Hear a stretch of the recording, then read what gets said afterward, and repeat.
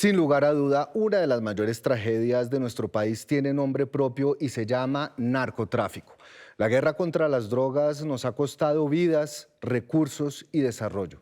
Tras décadas de lucha, parece que no hemos encontrado todavía la solución y estamos perdiendo la batalla. ¿Qué es lo que está pasando en Colombia? ¿Cuál es la verdadera dimensión del problema? ¿Qué ha fallado con la política de drogas? ¿Cuál debería ser el enfoque para combatir este flagelo? Estas son algunas de las preguntas que le haremos al invitado de esta noche. Daniel Mejía, economista, exsecretario de Seguridad de Bogotá, profesor universitario y uno de los mayores expertos en la materia, no solo en Colombia, sino en toda la región, nos acompañará esta noche en Sin Corbata. Con él buscaremos de entender desde la evidencia y el análisis riguroso de los datos este espinoso tema. Bienvenidos a Sin Corbata.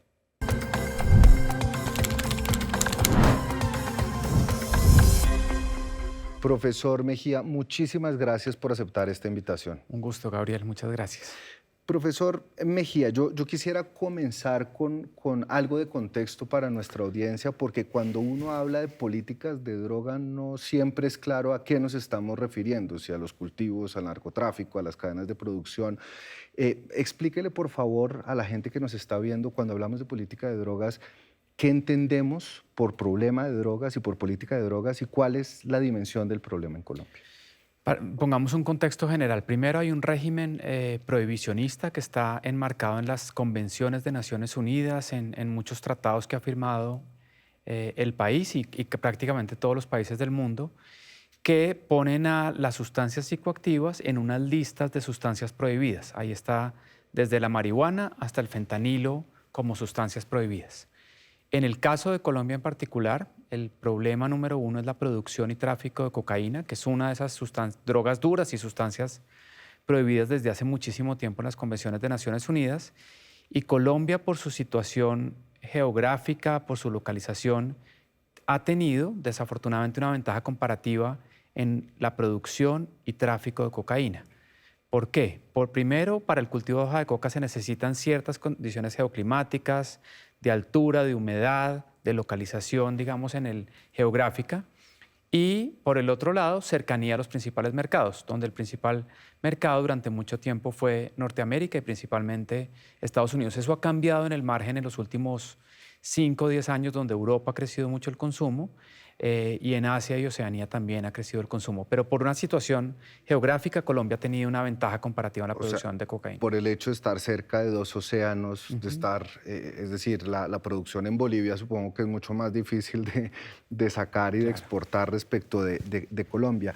Y en este ecosistema, ¿qué problemas vemos nosotros? Es decir, porque, por ejemplo, profesor Mejía, recientemente salió un estudio de CIMSI, que es la entidad a cargo de la medición de Naciones Unidas, y señalaba que en su última medición había más de 263.000 hectáreas, es decir, un crecimiento de más del 10% respecto del año anterior, un crecimiento que es el mayor desde que se hacen las mediciones.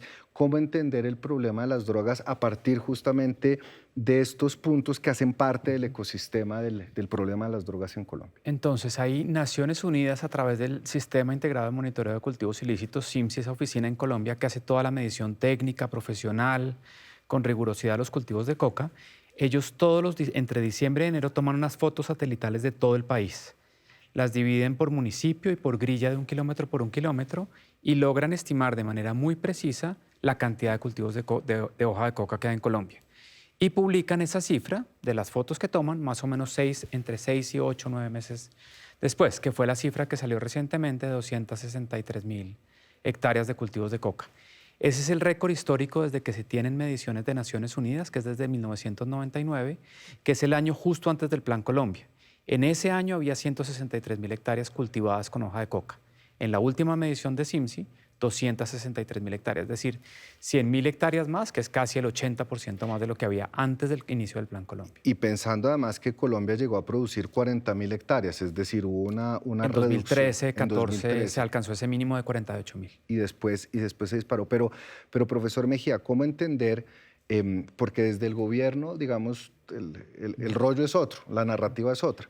El gobierno ha puesto en duda la medición de CIMSI, ha dicho que no tuvieron en cuenta las resiembras, que no tuvieron en cuenta la concentración de las hectáreas, que había hectáreas que fueron medidas pero que ya no estaban produciendo coca, e incluso el gobierno ha sacado pecho diciendo que se ha estancado o que hay una tendencia negativa en el aumento del hectareaje. ¿Cómo poner a dialogar o cómo entender esta diferencia de criterios y de interpretaciones frente a una cifra que debería ser pues, clara y precisa? En esto yo quiero ser contundente. La metodología de CIMSI, yo he sido evaluador externo para Naciones Unidas de esa metodología.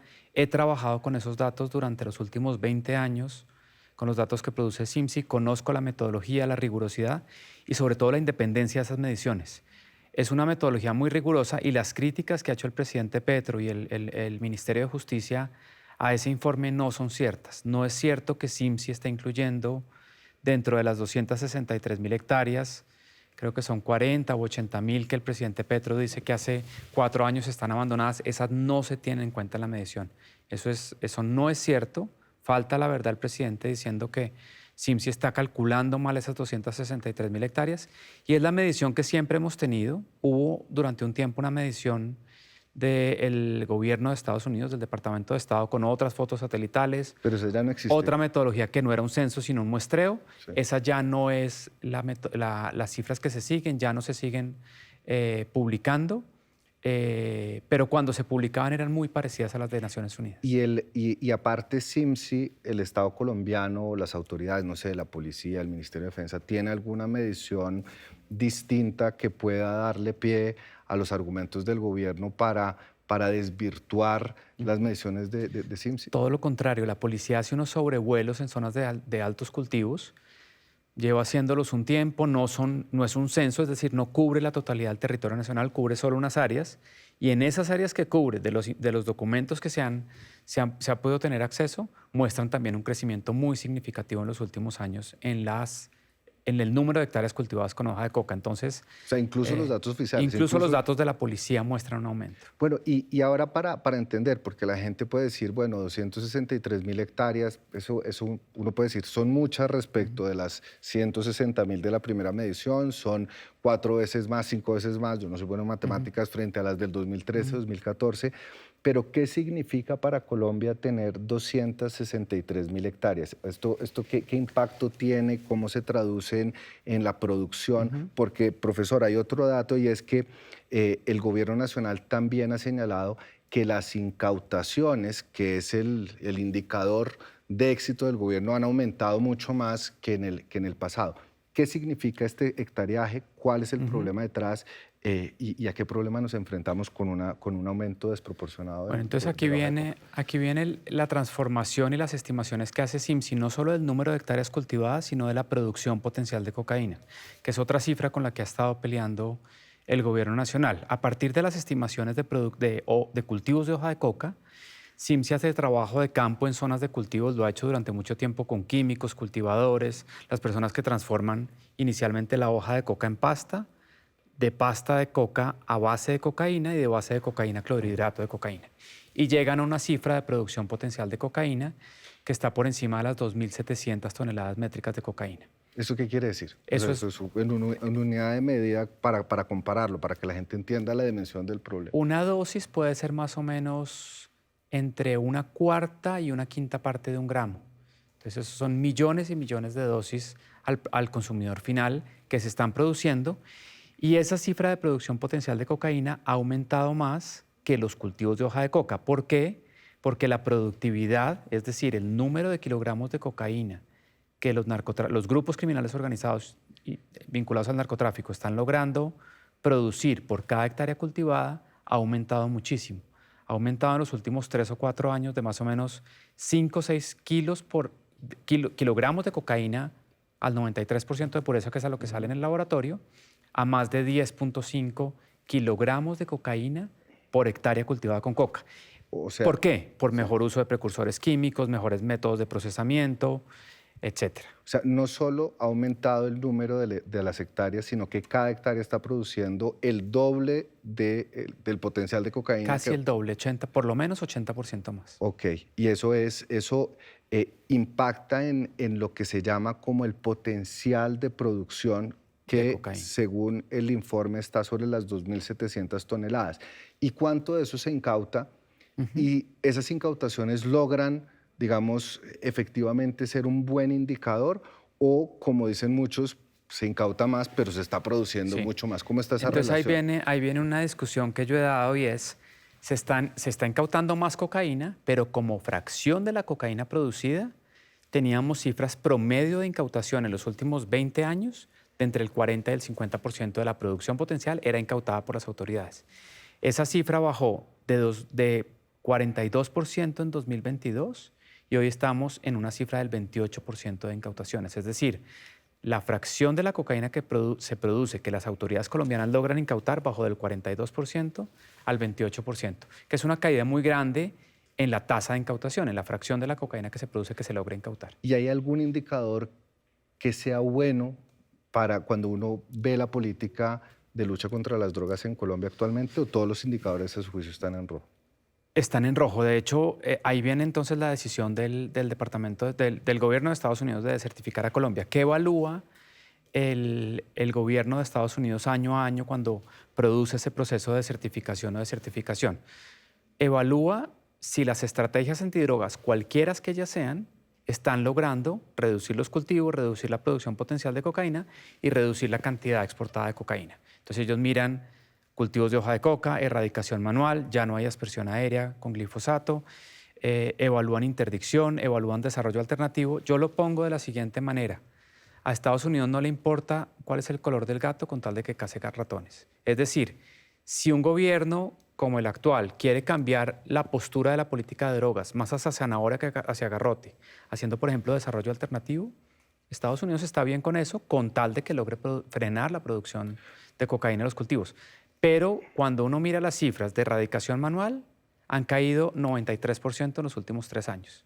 O De sea, más de 120.000 hectáreas a 10.000 hectáreas Ok. en los últimos años. Las cifras de incautación, como dijimos ahorita, bajaron del 42% de incautación a 28% de incautación de la cocaína producida.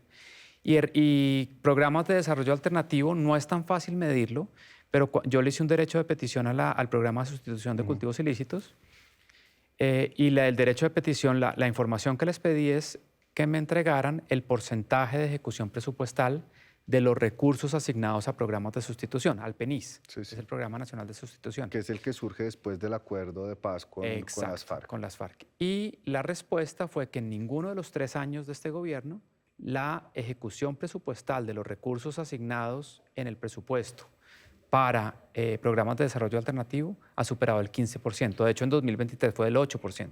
Es decir, tampoco están haciendo lo que tanto prometieron que iban a hacer sustitución y desarrollo y que es alternativo. una bandera del bueno. Pero entonces, si le entiendo bien, profesor, y corríjame, ¿habría un problema de voluntad política? Que yo supongo que es el tema de la erradicación.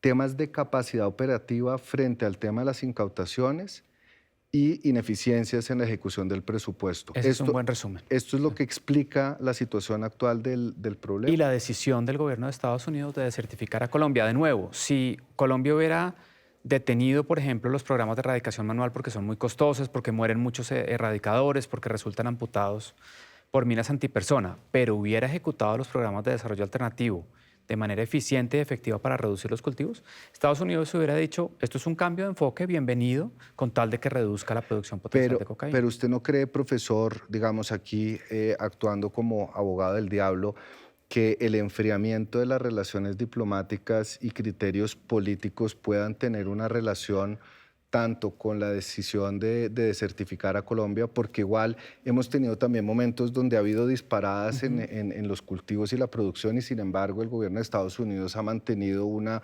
disposición abierta al diálogo, de apoyo. Entonces, yo le haría una pregunta, si se quiere, con dos paticas. Lo primero es, si ¿no cree usted que puede haber también un componente político en la decisión de Estados Unidos? Y segundo, este enfriamiento de las relaciones con Estados Unidos ¿qué impacto puede tener para Colombia? Es decir, no es peor para Colombia y para la lucha contra las drogas tener a un Estados Unidos que desertifica al país, que pone en la lista Clinton al presidente, que toma una distancia, que corta los recursos de apoyo a los programas de lucha contra las drogas. ¿Cómo entender esa contradicción? Entonces, la primera pregunta, definitivamente hay un componente político, pero las métricas objetivas, fracción de incautaciones, erradicación manual y ejecución de los programas de desarrollo alternativo, todas están en rojo. Y si uno a eso le suma lo que usted decía, un componente político de un gobierno de Estados Unidos de derecha con un gobierno de izquierda en Colombia, pues eso se suma al cóctel. Y déjeme añadirle a su segunda pregunta, eso es un pierde-pierde para los dos bandos. No solo Colombia pierde de no tener la certificación porque llega más apoyo judicial, de inteligencia, de equipos, de todo lo que Estados Unidos le ha dado a Colombia en términos de capacidades para luchar contra el narcotráfico y el crimen organizado, sino que Estados Unidos también pierde, porque pierde un aliado, un gobierno que estaba colaborando, claro, y termina en una mayor producción de cocaína. Yo lo pongo así, Gabriel, mire, en Estados Unidos mueren producto de sobredosis por consumos problemáticos de drogas, incluido todas las drogas, más o menos 30 personas por cada 100.000 habitantes al año. Es una tasa altísima, es más alta que la tasa de homicidios en Colombia. La tasa de homicidios en Colombia es 27, 28 por cada 100.000 habitantes. Digamos que son iguales. Y ahí hay un lugar común para sentarse a dialogar. Ustedes tienen un problema de consumo que deben enfrentar y deben implementar estrategias efectivas para reducir la demanda, programas de prevención, tratamiento, reducción de daños, etcétera. Y en Colombia y en los países productores se deben implementar políticas de reducción de oferta, pero políticas de reducción de oferta que funcionen, no simplemente métricas de positivos de que asperjamos tantas hectáreas o erradicamos manualmente, sin preguntarse si hubo el efecto globo de que los cultivos se trasladaron a otras partes, o si la erradicación es efectiva, o si la aspersión en su momento fue efectiva. Y aquí entra un punto importante. Del abanico de políticas antidrogas, si vamos a pelear la guerra contra las drogas, es decir, implementar políticas de reducción de oferta, en general lo que muestra la literatura académica, las evaluaciones de impacto, es que lo que más funciona son aquellas intervenciones que le pegan a eslabones importantes de la cadena. Mire, nunca, ni en el momento del pico máximo de aspersión aérea con glifosato, que fue 2006-2007, 172.000 hectáreas asperjadas con glifosato, si usted le suma eso, erradicación manual y otras cosas, hubo escasez de hoja de coca. Porque además, es completamente inefectivo luchar contra los cultivos. Lo que sí ha sido efectivo, yo mismo lo he mostrado en algunos trabajos académicos, es la interdicción, ir tras los grandes envíos de cocaína en vía a los países consumidores, los grandes laboratorios que producen grandes cantidades de cocaína, perdón la redundancia, y fortalecer la lucha contra el lavado de activos, la lucha contra las finanzas criminales de los grupos criminales organizados. Que ese es otro capítulo, es decir, una cosa es la producción, la comercialización, pero hay todo un esquema financiero alrededor que permite o que lava, digamos, esos recursos, pero no me quisiera adelantar mucho, profesor, porque usted dice algo muy interesante. Hay, digamos, unos rasgos de la política que pueden estar fallando y que pueden explicar la expansión de los cultivos de hoja de coca, la disminución en las incautaciones y las fallas en la política de sustitución, que ha sido la gran apuesta del gobierno nacional para contrarrestar la política. Pero hay muchos también que desde hace años vienen señalando que el enfoque de la política de drogas ha fracasado, y es un enfoque que viene desde los años 70 con el gobierno de Richard Nixon, de declararle la guerra contra las drogas y tener una visión mucho más, si se quiere, represiva frente al problema. Y han pasado gobiernos demócratas, republicanos, más conservadores, más liberales, y sin embargo seguimos como enfrascados en este problema. ¿Usted cree que ese enfoque de la política de drogas que ha estado presente desde hace ya 5 décadas ha fracasado? ¿Debería ser revisado? De hecho, en las Naciones Unidas ya se está hablando de tener un enfoque de derechos humanos, de salud pública, incluso de políticas sociales. ¿Cómo entender que han pasado 50 años de una misma política y todavía seguimos teniendo el problema de las drogas en Colombia y en el mundo? Mire, esto no es una opinión, son los hechos. Antes del Plan Colombia teníamos 163.000 hectáreas de cultivos de hoja de coca y una producción potencial que no llegaba a las 1.000 toneladas métricas.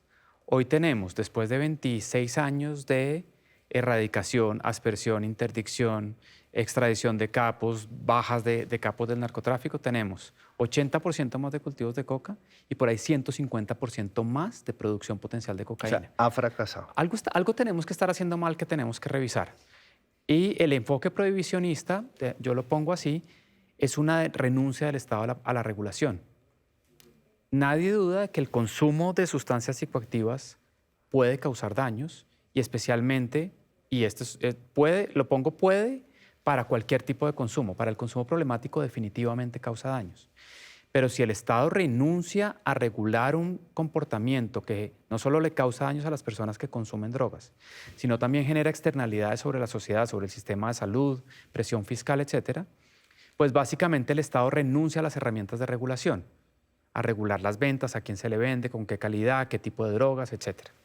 Entonces la prohibición al final del día es una renuncia del Estado a la regulación. Pero Así se puede ver, esa es una forma de ver la prohibición. Pero es un dilema inmenso porque, y no para caer en un lugar como un profesor, pero dicen, si en Estados Unidos no se emprende una política regulatoria o en Europa, cosa que sí parece que está avanzando con el tema de la marihuana, que ya pasó a inicios del siglo XX con el alcohol. Si los grandes mercados consumidores no abrazan una política de regulación y un enfoque de salud pública, cualquier cosa que hagamos nosotros va a ser inútil. Es decir, estamos condenados y estamos sometidos a las decisiones de política que se tomen en Europa y en Estados Unidos. Sí, totalmente. Colombia unilateralmente no puede tomar una decisión. ¿Y qué podría hacer Colombia? De legalizar y regular. O sea, pero déjeme antes de responderle ponerle como lo que cierra todo este ciclo. El costo marginal de producir 1 gramo de cocaína en las selvas de Colombia es entre $2 y $3. ¿Qué quiere decir costo marginal? El costo de producción. Póngale, para ponerlo de la manera más sencilla, el costo de producir 1 gramo de cocaína al 92% de pureza. Ese número es entre $2,5 y $3. Ese gramo en las fronteras de Colombia, cuando sale de manos colombianas, cuesta entre $7 y $9. Se duplica. Cuando llega a Centroamérica, cuesta entre $12 y $15. Cuando entra a México, entre 18 y 20. Cuando entra a Estados Unidos, cuando cruza la frontera con Estados Unidos, entre $30 y $35. Y ya en las calles, en la distribución al detalle, en Chicago, en Los Ángeles, en San Francisco, en Nueva York, puede costar cualquier cosa entre 120 y 180 y está dólares. cortado, o sea, no es es decir, la misma... y está cortada. Además de que está cortado. Si uno ajustara, sería peor la cosa. Entonces, básicamente, el precio se empina y eso es lo que explica que uno puede dar de baja a Pablo Escobar, como lo hizo el gobierno Gaviria, puede capturar a los Rodríguez Orejuela, puede extraditarlos, puede capturarlos del norte del Valle. Siempre hay reemplazo, porque los márgenes de ganancia siempre van a estar ahí y siempre va a haber grupos criminales organizados que están dispuestos a correr estos riesgos para acceder a esos márgenes de ganancia que produce el narcotráfico.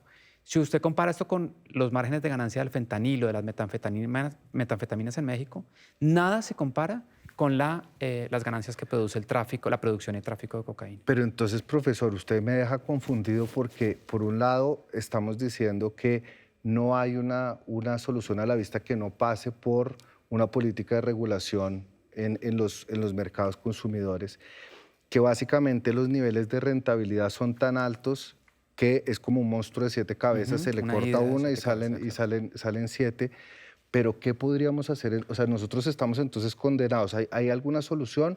O dentro de ese debate que también se ha dado en Colombia, decir, bueno, se necesitan políticas sociales, sustitución, carreteras, ese mito de que si llega el Estado a las zonas productoras se puede combatir el problema, entendiendo que estamos solos en esa lucha.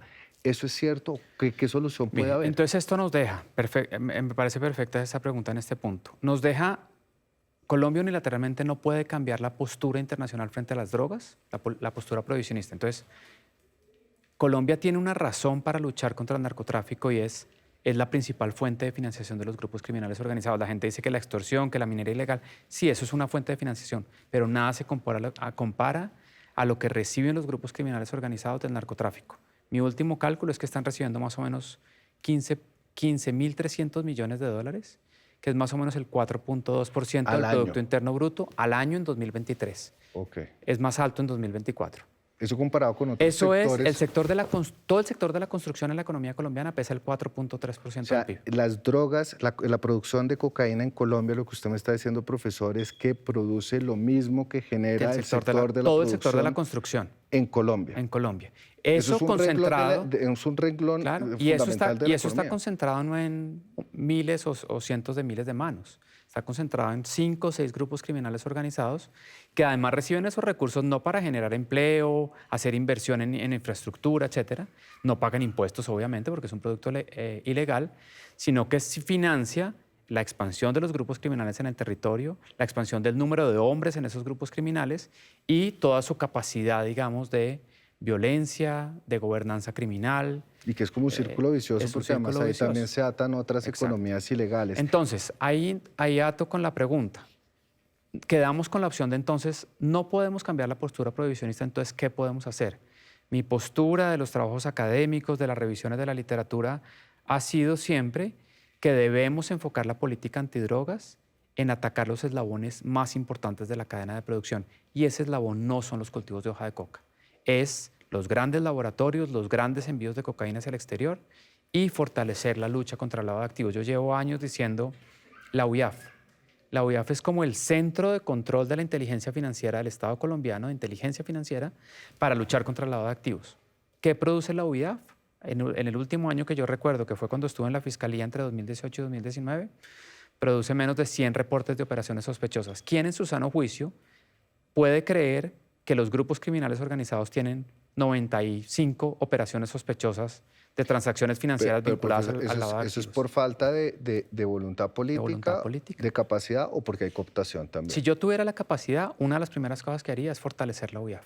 Fortalecerla técnicamente, no políticamente, para lo que la han fortalecido. Pero cuando estábamos viendo este monstruo de 7 cabezas, usted decía, es que usted puede quitar a Pablo Escobar, puede romper 3 laboratorios, pero va a seguir el problema. ¿El componente social no cree también que es importante? Sí, ya voy para allá. Entonces, primero, enfocar la política antidroga en los eslabones donde más les duele que los ataquen. Cuando a los grupos narcotraficantes les erradican 100, 200, 300 hectáreas de hoja de coca, ellos la reemplazan fácilmente. Cuando les incautan 2 o 3 toneladas saliendo por el Pacífico, eso ya les quita varios millones de dólares del bolsillo, los pone en problema con los carteles mexicanos y desestabiliza el negocio, lo hace mucho menos rentable. Atacando los cultivos de hoja de coca nunca se ha afectado la rentabilidad del negocio. Entonces, número 1, eso. Número 2, si uno escribiera un libro de texto de políticas antidroga, de reducción de oferta, uno diría, el ejemplo perfecto de libro de texto para combatir el narcotráfico son los programas de desarrollo alternativo, el desarrollo rural integral, los programas de sustitución, ataca como el corazón, digamos, la etapa inicial. ¿Qué pasa con las evaluaciones? Yo no he participado mucho en esas evaluaciones, pero todas muestran que son bastante inefectivos. ¿Por qué? Porque en muchos casos esos cultivadores, esas familias campesinas no lo están haciendo como una opción, una cosa que ellos escogen, sino que están forzados a cultivar coca, porque o es el único producto que se puede comercializar en ciertas zonas del país, en el Putumayo, en el Catatumbo, en el sur de Nariño, en la frontera con Ecuador, o están tan lejos de mercados de productos legales que ningún otro producto legal, el cacao, el café, el banano, son rentables. Y que además se demoran años en Exacto, son cultivos de larga duración para producir una rentabilidad, mientras que la coca produce entre 4 y 7 cosechas al año, se las compran en la puerta del cultivo, en la puerta de la parcela, y no tienen que pagar costos de transporte, mientras que con cacao, con café, con palmitos, con todo lo que se ha intentado, tienen que llevarlo a una cabecera municipal, transportarlo, y sin carreteras es muy, muy difícil.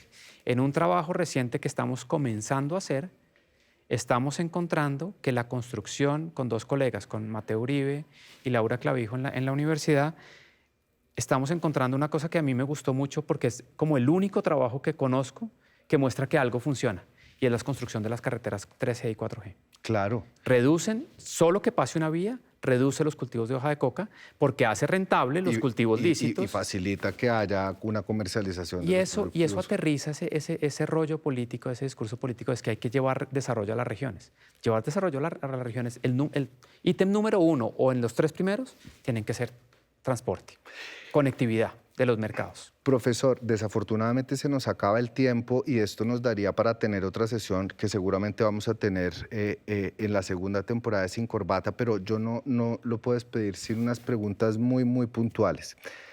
Si usted tuviera que decirle al próximo presidente de la República, estas son las 3 cosas que usted tiene que hacer en los primeros 100 días para reencauzar la lucha contra las drogas de manera efectiva, ¿qué le diría? 1, enfóquese en interdicción. Ir tras los grandes laboratorios y cristalizaderos para la producción de cocaína y tras los grandes envíos. Fortalezca la interdicción naval, la operación Orión de la Armada, déles más recursos a la Policía Antinarcóticos para hacer interdicción. Número 2, fortalezca técnicamente, no políticamente para hacer seguimientos y cosas raras, sino técnicamente la UIAF para entender cuáles son los mecanismos de lavado de activos en la economía colombiana que han cambiado. Ya no es a través del sistema financiero, sino a través de otros mecanismos. Y número 3, aterrice y lleve a la práctica algo concreto el desarrollo rural. Y el número 1, lleve vías primarias, secundarias y terciarias a las regiones. Interdicción, inteligencia y vías. Vías para comienzo del desarrollo económico. Usted puede llevar un programa noruego de 300.000 o 400.000 dólares o 2 millones de dólares a la Hormiga Putumayo, a una parcela alejada de la cabecera municipal de la Hormiga. Pero si ese cultivador que recibe semillas, apoyo técnico para cultivar cacao, no tiene cómo sacarlas, esa plata termina perdiéndose. Pues profesor, yo quiero agradecerle mucho, sobre todo porque de una manera muy clara, con datos, hemos visto cómo el problema de las drogas, que es un problema multidimensional y complejo, requiere no solo de voluntad política, requiere de capacidades, pero sobre todo que requiere una atención urgente.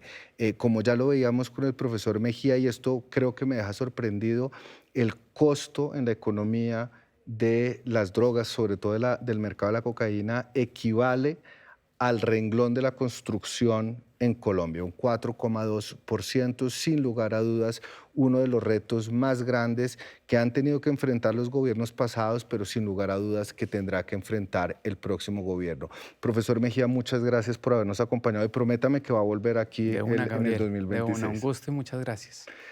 Y a ustedes, muchísimas gracias por su sintonía. Nos vemos la próxima semana.